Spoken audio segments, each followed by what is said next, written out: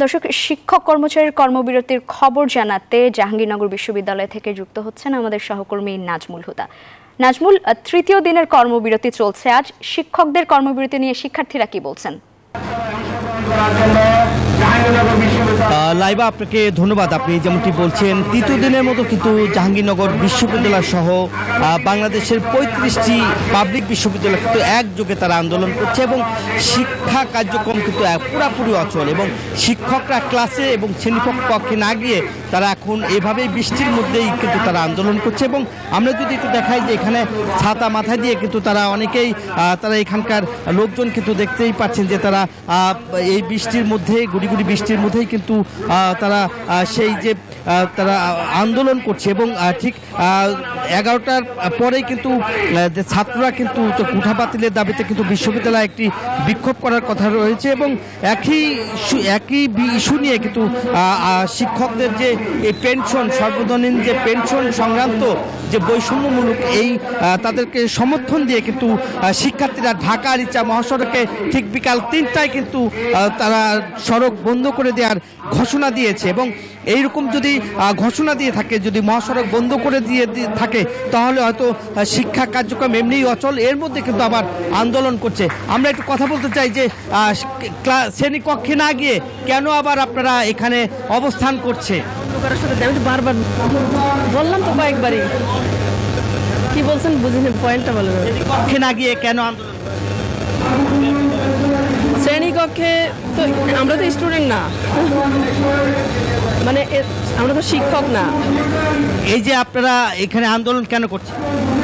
আন্দোলন করছে, আমাদের তো একটাই দাবি, সেটা হচ্ছে সর্বজনীন পেনশন প্রত্যয় যে স্কিম সরকার চালু করেছে শুধুমাত্র 35টা পাবলিক ইউনিভার্সিটির জন্য। তো আমরা সেটা মানি না। আমরা চাই আমাদের পূর্বের মতো বা সরকারি যে স্কিম অন্য অন্য অফিসের জন্য করছে, পুলিশ প্রশাসন, বিডিআর, আর্মি, তাদের জন্য সেরকম আমাদেরকেও করুক। আমাদেরকে কেন বঞ্চিত করে এই স্কিম চালু করলো, এটা আমরা মানি না। এই প্রতিবাদেই আমরা আজকে এখানে সমবেত হয়েছি।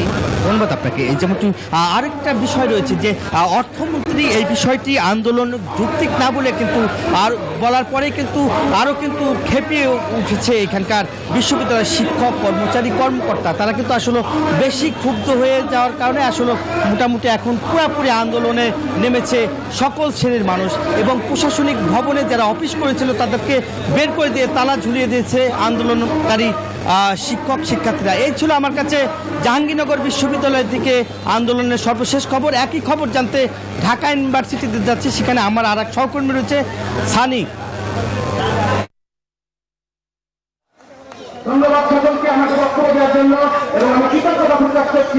ধন্যবাদ নাজমুল। আপনি যে পরিস্থিতি বলছিলেন জাহাঙ্গীরনগর বিশ্ববিদ্যালয়, ঢাকা বিশ্ববিদ্যালয়ের পরিস্থিতি ঠিক তেমনই।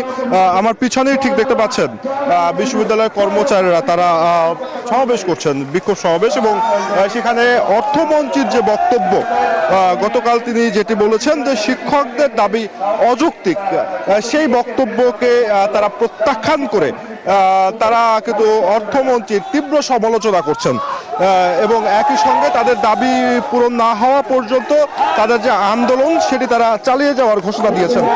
একই সঙ্গে শিক্ষকরাও কিন্তু কর্মবিরতি তারা পালন করছেন এবং সেক্ষেত্রে বিশ্ববিদ্যালয়ের যে ক্লাস পরীক্ষা সেটি কিন্তু আসলে এখন বন্ধ রয়েছে।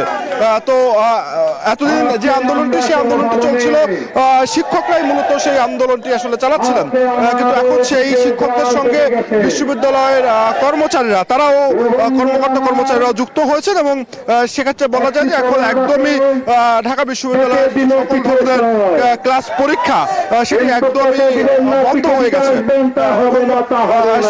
শিক্ষার্থীদের সঙ্গে আমরা কথা বলেছি, তারা যেটি বলছেন এর ফলে কিন্তু আসলে বিশ্ববিদ্যালয়ের যে ক্লাস পরীক্ষা সেটি বন্ধ হয়ে যাওয়ার ফলে তারা কিন্তু আসলে বেশ বিপাকে পড়েছেন। যদি এই এমন অব্যাহত থাকে ক্লাস পরীক্ষা বর্জন, তাদের ভবিষ্যতের ক্ষেত্রে কিন্তু আসলে বেশ বড় প্রভাব পড়বে এবং একটি সেশন জটের সৃষ্টি হতে পারে বলে আশঙ্কা করছেন শিক্ষার্থীরা।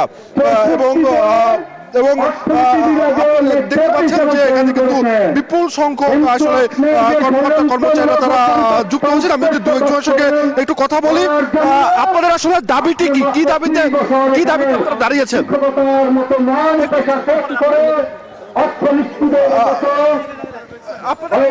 কি দাবি? জি ভাই, আমরা অর্থ মন্ত্রণালয় থেকে যে জারিকৃত অবৈধ পেনশন স্মৃতির যে জারিকৃত দাবি তো এগুলো আমরা মানি না।